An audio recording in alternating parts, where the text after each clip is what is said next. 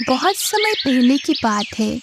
केशवनगर राज्य में आदित्य नाम का एक शिकारी अपने पत्नी बिमला के साथ रहा करता था। आदित्य के विवाह को कई वर्ष हो चुके थे, मगर अभी भी वो संतान के सुख से वंचित था।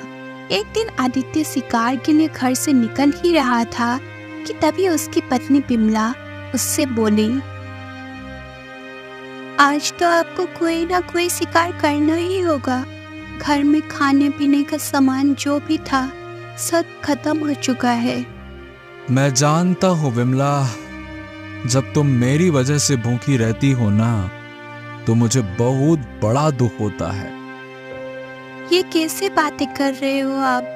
भला आपकी वजह से मैं भूखी क्यों रहती हूँ? क्योंकि मैं एक शिकारी हूँ और काफी समय से मुझे कोई ढंग का शिकार नहीं मिला है। अगर मैं शिकार के अलावा कोई और काम जानता तो शायद हमें ये दिन देखने ना पड़ते। भगवान पर भरोसा कीजिए, आज कोई ना कोई शिकार आपको मिल ही जाएगा। बिमला की बात सुनकर आदित्य उदास मन से जंगल की ओर चला गया और अपने फेनी नजरों से शिकार को खोजने लगा। तभी उसकी नजर एक वृक्ष पर पड़ी। उसने देखा कि उस वृक्ष के ऊपर अपने घोंसले के ऊपर एक चील बैठी हुई थी और ठीक उसके पीछे एक सर्प उसे डसने के लिए तैयार बैठा था। अरे ये तो चील है, और ये जिस अंदाज से बैठी हुई है, इससे लगता है कि ये अपने अंडों की हिफाजत कर रही है। हा, ये सांप एकदम घात लगा के बढ़ रहा है। अगर सांप ने इसे डस लिया तो ये तो बेचारी बेमौत मारी जाएगी। रुक जाओ। इतना बोलकर आदित्य ने अपने तीर कमान में तीर चढ़ा दिया और उस सर्प के ऊपर वार कर दिया। कुछ ही देर में सर्प घायल होकर नीचे गिर गया और तड़प तड़प कर मर गया। अचानक वो चील आदित्य की ओर देखकर इंसानी आवाज में बोली, तुमने मेरी जान बचाई है, इसीलिए मैं तुमसे बहुत प्रसन्न हूँ। बोलो, मैं इसके बदले में तुम्हारी क्या मदद कर सकती हूँ?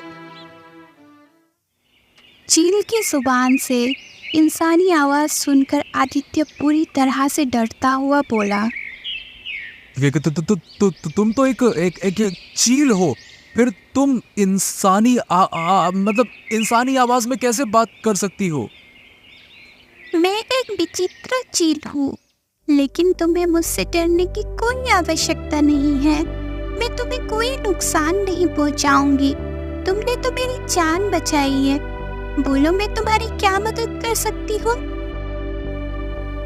अब मैं मदद करने की कीमत नहीं लेता। तुम तो बहुत ही अच्छे इंसान मालूम पड़ते हो, फिर तुम शिकारी क्यों बने? क्योंकि मुझे शिकार करने के अलावा और कोई काम नहीं आता। और वैसे भी अच्छे इंसानों की भगवान परीक्षा अधिक लेते हैं। शादी के कई वर्षों बाद भी मेरी कोई संतान नहीं हुई। अगर मेरी कोई संतान होती तो मुझे शिकार करने की जरूरत नहीं पड़ती। मैं एक मायावी चील हूँ, मेरी बात ध्यान से सुनो। तुम मेरे घोंसले पर जो 2 अंडे देख रहे हो, ये कोई मामूली अंडे नहीं, बल्कि विचित्र जादुई अंडे हैं। तुम इन दोनों अंडों को अपने घर ले जाओ। एक अंडे से एक गरीब पुत्र जन्म लेगा जो सच्चाई का देवता होगा, और दूसरा अंडे से एक राजकुमार जन्म लेगा जो वीरों का वीर, बड़े दिलवाना होगा।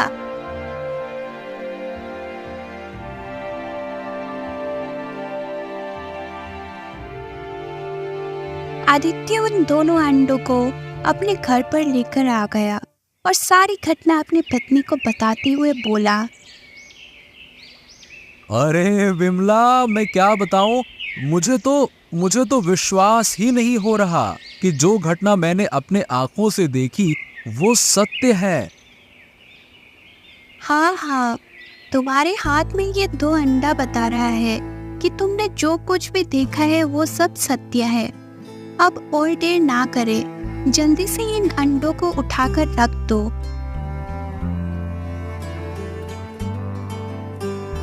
आदित्य ने जैसे ही वो अंडे रखे, अचानक अंडों का आकार बड़ा होने लग गया और दोनों अंडे फूट गए। अंडों के फूटते ही तो शिशुओं की किलकारियां आदित्य और बिमला के कानों में गूंजने लगी। इसका मतलब वो मायावी चील सही बोल रही थी। ये दोनों अंडे तो वाकई चमत्कारी निकले। इतना बोलकर बिमला ने अंडों से दोनों बच्चों को उठा लिया और आदित्य से बोली, ये दोनों बच्चे तो बहुत ही सुंदर है। हाँ बिमला, ये दोनों बड़े ही प्यारे बच्चे हैं। और ले ले ले ले ले ले ले, देखो तो सही कितने प्यारे हैं। और हाँ, आज से ये हमारे ही पुत्र हैं। इनके जन्म से पहले ही इनकी भविष्यवाणी कर दी गई है, इसीलिए मैं इनका नामकरण अभी से करती हूँ। इनमें से एक राजकुमार होगा, मैं उसका नाम अशोक रखती हूँ, और दूसरा गरीब होगा लेकिन मन का धनी होगा, मैं उसका नाम बलराम रखती हूँ। बिमला की बात सुनकर आदित्य मुस्कुराने लगा। समय इसी तरह बीतता रहा और बिमला अपने दोनों पुत्रों के मुंह में इस कदर डूब गई कि वो ये भूल ही गई थी कि उसके दोनों पुत्र उसकी कोख से नहीं बल्कि अंडों से जन्मे हैं।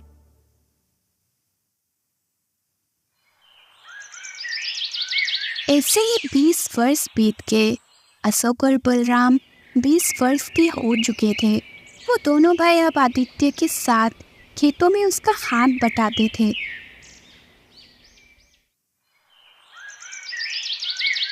एक दिन वो दोनों अपने पिता के साथ खेत में बैठे हुए थे कि तभी एक व्यक्ति दौड़ता हुआ वहां आकर आदित्य से बोला, अरे आदित्य, हाँ आदित्य, अरे अरे तुमने कुछ सुना क्या भाई? अरे रुको रुको रुको, क्या हो गया? तुम इतने घबराए हुए क्यों हो? अरे सारे केशव नगर में भय का माहौल छाया हुआ है भाई। अरे जब से तांत्रिक ने महाराज विक्रम की पुत्री का अपहरण करने की धमकी दी है ना, अरे क्या बताऊं, अरे पूरे राज्य में सैनिक तैनात कर दिए गए हैं। अरे रे रे रे रे, ये राजा विक्रम भी ना, इसको तांत्रिका जादूगरनी से बिल्कुल नहीं उलझना चाहिए था। उसके बारे में तो सभी जानते हैं कि वो काली विद्या की रानी है। अरे चुप चुप चुप चुप, तुम्हें ऐसा नहीं कहना चाहिए आदित्य। अरे तुम जानते हो ये तंत्रिका ने कितने मासूम और निर्दोष लोगों का खून पिया है। हाँ बात तो सही है, लेकिन ये तुम भी अच्छी तरह से जानते हो कि तंत्रिका का मुकाबला बड़े से बड़ा साधु भी नहीं कर सका। तभी बलराम क्रोधित होते हुए अपने पिता आदित्य से बोला, पिताजी मुझे आज्ञा दीजिए, मैं उस तांत्रिक का सर्वनाश कर दूंगा। जब भी मैं किसी पर अत्याचार होते हुए देखता हूं तो मेरा खून खौल उठता है, और फिर तांत्रिक तो एक बहुत बड़ा अत्याचारी है। अरे देखो भाई, सीधी सी बात, तंत्रिका का अंत तो मैं भी कर सकता, परंतु अगर महाराज स्वयं चलकर मेरे पास आए और मुझसे मदद मांगे, अरे भाई तभी तो मैं उनकी सहायता करूंगा ना। क्यों भाई, क्या मुझे सपना आएगा क्या? बलराम और अशोक की बातें सुनकर वो व्यक्ति मुस्कुराते हुए बोला, मुझे तुम दोनों की कौशल पर कोई शक नहीं है। व्यक्ति की बात सुनकर दोनों भाई मुस्कुराने लगे। उधर राजा विक्रम चिंतित अवस्था में दरबार में अपनी पुत्री राजकुमारी चंद्रलेखा के साथ बैठे हुए थे कि तभी उसके बगल में खड़ा हुआ उसका मंत्री चरण सिंह उससे बोला, महाराज, इस तरह चिंतित होने से कुछ नहीं होगा। ये सब छोड़िए और जल्दी से जल्दी कोई उपाय सोचिए जिससे तांत्रिका को गिरफ्तार किया जा सके। मंत्री जी, तुम्हारे कहने पर ही हमने तंत्रिका को इस राज्य से बाहर खदेड़ दिया। हमने सोचा था कि वो डर जाएगी, मगर ऐसा बिल्कुल नहीं हुआ। अरे उसने तो हमारी आंख के सामने हमारी पुत्री का अपहरण करने की धमकी दे दी है। महाराज, लगता है हमने तांत्रिका को राज्य से बाहर निकालने में जल्दबाजी कर दी। हमें सबसे पहले उसके मंसूबों के बारे में जानना चाहिए था कि आखिर वो ऐसी कौन सी काली विद्या की प्रक्रिया कर रही थी जिसके लिए उसने इतने निर्दोष और मासूमों की बलि दी। ठीक है, तुम बिल्कुल सही कहते हो मंत्री जी। पिताजी, अब तो सभी साधुओं ने भी मदद करने से इनकार कर दिया। कोई भी साधु तांत्रिका से मुकाबला नहीं कर सकता। तो क्या वास्तव में तांत्रिका मेरा अपहरण करके ले जाएगी? राजकुमारी चंद्रलेखा ने इतना कहा ही था कि तभी वहां पर एक स्त्री की भारी आवाज टकराई। तुम बिल्कुल सही कह रही हो चंद्रलेखा। मैं तुम्हारे महल से तुम्हारे ही पिता के सामने तुम्हारा अपहरण करके ले जाऊंगी और वो कुछ नहीं कर सकेगा। तभी महल के दरबार में काला धुआं फैलने लगा। अगले ही पल उस काले धुएं ने एक बूढ़ी औरत का रूप धारण कर लिया। वो बूढ़ी औरत भयानक मुस्कान से राजा विक्रम से बोली, मूर्ख राजा, तुझे क्या लगता था कि तू मुझे राज्य से निकाल देगा और मैं आंखें बंद करके बैठी रहूंगी? मुझे केवल एक बलि की आवश्यकता थी जो तूने मुझे नहीं लेने दी। अब वो बलि मैं तेरे बेटी से लूंगी और उसके बाद मैं अपने मकसद में कामयाब हो जाऊंगी। इतना बोलकर तांत्रिका काले धुएं में परिवर्तित हो गई और पूरे महल में काला धुआं फैल गया। अगले ही पल वो धुआं वहां से हट गया, लेकिन राजकुमारी चंद्रलेखा वहां से गायब थी। ये देखकर राजा चिल्लाते हुए बोला, मंत्री चरण सिंह, ये क्या हो गया? अरे देखा नहीं तुमने? तंत्रिका ने जो कहा वो करके दिखा दिया। अरे वो हमारी आंखों के सामने से हमारी बेटी का अपहरण करके ले गई। जाओ जाओ, जाकर सारे राज्य में जितने भी साधु हैं उन्हें यहाँ लेकर आओ। महाराज, सभी साधुओं ने अपने हाथ खड़े कर लिए हैं, केवल एक साधु के अलावा। परंतु उनके पास आपको चलकर जाना पड़ेगा। वो राजमहल में नहीं आते। हम अपने पुत्र की जान बचाने के लिए कहीं भी चलने को तैयार हैं। मंत्री जी बताओ, वो साधु हमें कहाँ मिलेंगे? कुछ ही देर में राजा विक्रम मंत्री चरण सिंह के साथ जंगल में घने वृक्ष के नीचे खड़ा हुआ था, जहाँ एक साधु उस वृक्ष के नीचे आंखें बंद करके बैठे हुए थे। अचानक साधु ने आंखें खोलकर राजा विक्रम की ओर देखते हुए बोला, मैं जानता हूं तुम यहाँ पर क्यों आए हो राजा। अगर आप सब कुछ जानते हैं तो फिर मेरी सहायता कीजिए साधु महाराज। महाराज, इस समय मैं आपको सिर्फ ये बता सकता हूँ कि तांत्रिका आपकी पुत्री को लेकर कहाँ गई है, परंतु मैं स्वयं तुम्हारी पुत्री को बचाकर नहीं ला सकता। लेकिन इतना बता सकता हूँ कि अगर तुम्हारी पुत्री को कोई बचा सकता है तो केवल इस संसार में विचित्र 2 युवक ही बचा सकते हैं जिन्होंने अपनी माँ की कोख से जन्म नहीं लिया। ये सुनकर राजा विक्रम बुरी तरह से चौंकता हुआ बोला, क्या आप कहना क्या चाहते हैं साधु महाराज? उन्होंने अपनी माँ की कोख से जन्म नहीं लिया है, तो फिर कैसे जन्म लिया है? ये जानने का अभी तुम्हारे लिए समय नहीं है महाराज। जाओ, जाकर ये ऐलान कर दो कि अगर कोई भी व्यक्ति तुम्हारी पुत्री को तांत्रिका के चंगुल से छुड़ाकर लेकर आएगा तो तुम उस वीर से अपनी पुत्री का विवाह कर दोगे। मैं जानता हूं कि संसार में केवल वो 2 युवक हैं जो तांत्रिका से नहीं डरते। वे दोनों तुम्हारी पुत्री को उसके चंगुल से छुड़ाकर जरूर लेकर आएंगे। उसके बाद तुम उन दोनों में से किसी एक से अपनी पुत्री का विवाह कर देना। अब ज्यादा सवाल मत पूछना महाराज, क्योंकि समय बहुत कम है। साधु का आदेश सुनते ही राजा विक्रम अपने मंत्री चरण सिंह के साथ अपने महल पहुंच गया और उसने सारे राज्य में वही ऐलान करवा दिया जो साधु महाराज ने कहा था। ऐलान सुनकर अशोक अपना घोड़ा लेकर कहीं जाने की तैयारी करने लगा कि तभी उसका भाई बलराम आकर उससे बोला, अशोक, तुम कहाँ जा रहे हो? अरे क्या तुमने सुना नहीं? महाराज विक्रम ने ऐलान किया कि जो कोई भी उनकी पुत्री को तंत्रिका के चंगुल से आजाद कर देगा वो उसका विवाह उस व्यक्ति से कर देंगे। मैं राजकुमारी चंद्रलेखा को तंत्रिका के चंगुल से आजाद कराकर उससे विवाह करूंगा। तभी वहां पर आदित्य और बिमला आ पहुंचे। लेकिन बेटा, ये तंत्रिका तो बहुत ही ज्यादा खतरनाक है। अब चाहे जितनी भी खतरनाक हो, मुझे उससे डर नहीं लगता। तुम अकेले नहीं जाओगे, मैं भी तुम्हारे साथ चलूंगा।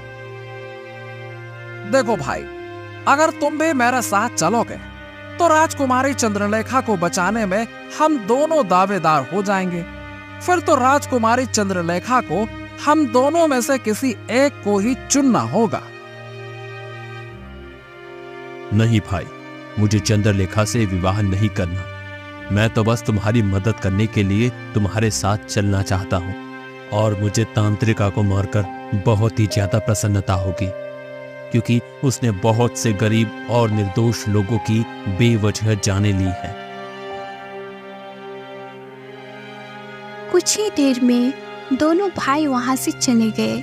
उन दोनों को जाते हुए देख बिमला आदित्य से बोली, कैसे पिता है आप? आपने दोनों बेटे को रोका क्यों नहीं? आप जानते हैं कि तांत्रिका कितनी खतरनाक है। अगर मेरे दोनों बेटे को कुछ हो गया तो मेरा क्या होगा?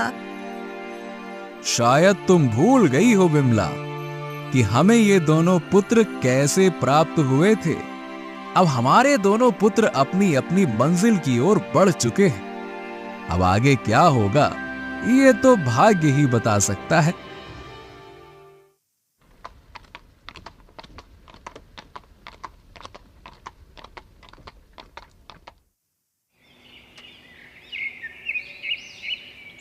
अशोक, हम दोनों यहाँ पर आ तो गए हैं, पर हमें ये नहीं पता कि तांत्रिका हमें कहाँ मिलेगी।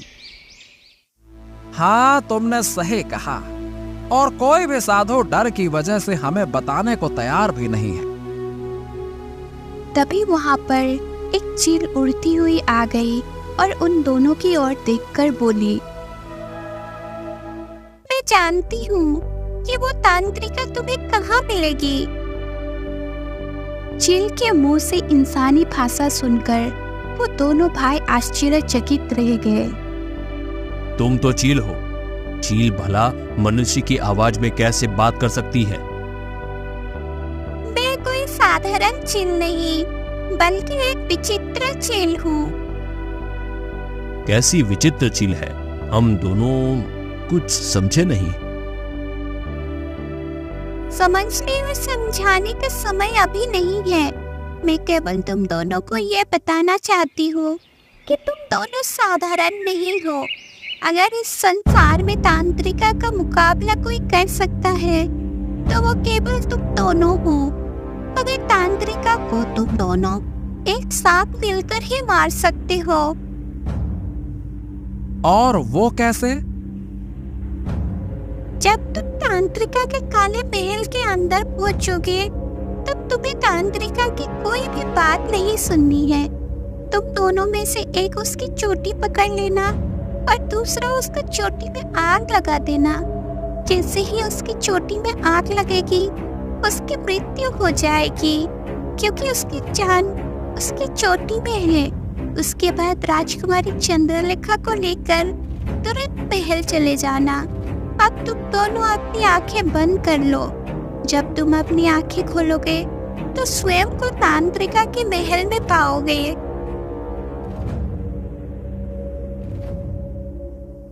उन दोनों भाइयों ने अपनी आंखें बंद कर ली। कुछ क्षणों बाद जब उन्होंने अपनी आंखें खोली तो उन्होंने खुद को एक विचित्र महल के अंदर पाया। सामने एक भयानक बूढ़ी स्त्री खड़ी थी जो उन्हें घूर रही थी और ठीक उसके बगल में डरी सहमी राजकुमारी चंद्रलेखा खड़ी हुई थी। वो बूढ़ी स्त्री कोई और नहीं बल्कि तांत्रिका थी। वो गुस्से से उनकी ओर देखकर बोली, तुम दोनों कौन हो और यहाँ कैसे आ गए? जहाँ तक मैं जानती हूँ किसी इंसान में इतनी ताकत नहीं है कि वो मेरे महल के अंदर घुस सके। तांत्रिका की बात का उन दोनों भाइयों ने कोई जवाब नहीं दिया और अशोक तुरंत जाकर तांत्रिका का चोटी पकड़ ली। ऐसे करते ही तांत्रिका खुद को लाचार महसूस करने लगी। वो चीखती हुई बोली, ये नामुमकिन है। इस तरह की शक्ति पृथ्वी लोक के वासियों में नहीं होती। ऐसी शक्ति तो केवल पाताल लोक के वासियों में होती है। इसका मतलब मैंने बरसों पहले पाताल लोक की रानी को जीवित छोड़ने की गलती कर दी जब मैंने उसे एक चील में परिवर्तित कर दिया था। तांत्रिका ने इतना कहा ही था कि तभी बलराम ने उसकी चोटी में आग लगा दी। कुछ ही देर में तांत्रिका जलकर राख हो गई। उसके राख होते ही अशोक ने राजकुमारी चंद्रलेखा की ओर देखकर कहा, डरने की कोई बात नहीं राजकुमारी, अब तुम सुरक्षित हो। राजकुमारी जल्दी चलिए, हमें आपको तुरंत महल में ले चलना है। चलिए। कुछ घंटों के बाद अशोक, बलराम और राजकुमारी चंद्रलेखा राजा विक्रम के महल में खड़े हुए थे। राजा विक्रम अपनी पुत्री की ओर देखकर चौंक पड़ा। महाराज, मैं आपकी पुत्री को तंत्रिका के चंगुल से आजाद करा के ले आया हूँ और तंत्रिका को भी मैंने समाप्त कर दिया। ये सुनकर राजा विक्रम बुरी तरह से चौंक पड़ा और अपने आप से बोला, क्या? लेकिन साधु महाराज ने तो कहा था कि मेरी पुत्री को तंत्रिका के चंगुल से केवल वही छुड़ा सकता है जिसने अपनी माँ के कोख से जन्म नहीं लिया हो। इसका मतलब ये दोनों भाई वही हैं। इतना बोलकर राजा विक्रम अशोक और बलराम की ओर देखकर बोला, मैं तुम दोनों के माता पिता से मिलना चाहता हूँ। मैं तुम्हारे माता पिता को सम्मान से अपने महल में बुलाना चाहता हूँ। कुछ ही देर में आदित्य और बिमला महल के दरबार में खड़े हुए थे। राजा विक्रम आदित्य की ओर देखकर बोला, मुझे साधु महाराज ने बताया था कि मेरी पुत्री को तंत्रिका के चंगुल से केवल वही दो युवक छुड़ा सकते हैं जिन्होंने अपनी माँ की कोख से जन्म नहीं लिया होगा। तुम्हारे दोनों पुत्र न केवल मेरी पुत्री को तंत्रिका के चंगुल से छुड़ाकर लाए, बल्कि उन्होंने तंत्रिका को भी समाप्त कर दिया। वाह! जिसे बड़े से बड़े साधु भी समाप्त नहीं कर पाए। चलो, अब बताओ आखिरकार इसका रहस्य क्या है? राजा विक्रम ने इतना कहा ही था कि तभी वही चील उड़ती हुई महल में पहुंच गई और रंग बिरंगी किरणों के साथ एक सुंदर स्त्री में परिवर्तित हो गई। ये देखकर राजा विक्रम आश्चर्य में पड़ गया। सुंदर स्त्री राजा विक्रम की ओर देखकर बोली, राजा विक्रम, उस साधु महाराज ने सच कहा था। दरअसल ये दोनों मेरे पुत्र हैं। तुम्हारे पुत्र? अब मैं कुछ समझा नहीं। बरसों पहले तांत्रिका ने पाताल लोक पर शासन करने के लिए निर्दोष लोगों की बलि राक्षसों को भेंट चढ़ानी शुरू कर दी थी। जब मुझे इस बात का पता चला तब मैंने तांत्रिका को सबक सिखाने के लिए पृथ्वी लोक पर भेजने का निर्णय लिया, लेकिन मैंने उसे कमजोर समझ लिया। तांत्रिका ने मुझे चील के रूप में अपने जादू की शक्ति से परिवर्तित कर दिया, मगर वो नहीं जानती थी कि मैं उस समय गर्भवती थी। मैंने चील के रूप में 2 अंडे दिए और ये दोनों पुत्र उन्हीं अंडों से जन्मे हैं। अपनी काले जादू की शक्ति के बल पर तांत्रिका इतनी ताकतवर हो गई थी कि पृथ्वी लोक का कोई भी मनुष्य उसे समाप्त नहीं कर सकता था। लेकिन मेरे दोनों पुत्र ने अपनी साहस और ताकत से उसे समाप्त कर दिया। तभी वहां पर वही साधु जो वृक्ष के नीचे बैठा था रंग बिरंगी किरणों के साथ प्रकट होकर राजा विक्रम से बोला, महाराज, ये स्त्री सही कह रही है। जब ये चील के रूप में थी तब ये मदद के लिए मेरे पास आई थी और मैंने इसे इंसानी आवाज में बोलने की शक्ति दी। साथ ही मैंने इसे बताया था कि इसके अंडों से इसके 2 पुत्र जन्म लेंगे और वही 2 पुत्र तांत्रिका को समाप्त कर सकते हैं। उसे अपने पुत्रों को किसी ऐसे मनुष्य को सौंपना होगा जिनके दिल में दया की भावना हो। पाताल लोक की रानी ने यही किया। इतना बोलकर वो साधु वहां से गायब हो गया। पाताल लोक की रानी अपने दोनों बेटों की ओर देखकर बोली, समय आ गया है बेटा पाताल लोक लौटने का। तुम दोनों पाताल लोक के राजकुमार हो, इसीलिए मैं तुम्हें ले जाना चाहती हूँ। नहीं, मेरे माता पिता इसी पृथ्वी लोक के हैं और मैं यहाँ से कहीं नहीं जाऊंगा। आपने भले ही मुझे जन्म दिया है माँ, लेकिन मेरी परवरिश पृथ्वी लोक में रहने वाले इंसानों ने की है, इसलिए मैं भी नहीं जाऊंगा। पाताल लोक की रानी मुस्कुराती हुई वहां से गायब हो गई। उसके गायब होते ही राजा विक्रम मुस्कुराते हुए दोनों भाइयों से बोला, तुम दोनों ने मेरी बेटी की जान बचाई है। बताओ, तुम दोनों में से कौन मेरी बेटी के साथ विवाह करना चाहता है? मैं आपकी पुत्री के साथ विवाह करना चाहता हूं महाराज। और महाराज, मैं अपने माता पिता के साथ रहकर मेहनत करके अपना जीवन जीना चाहता हूं।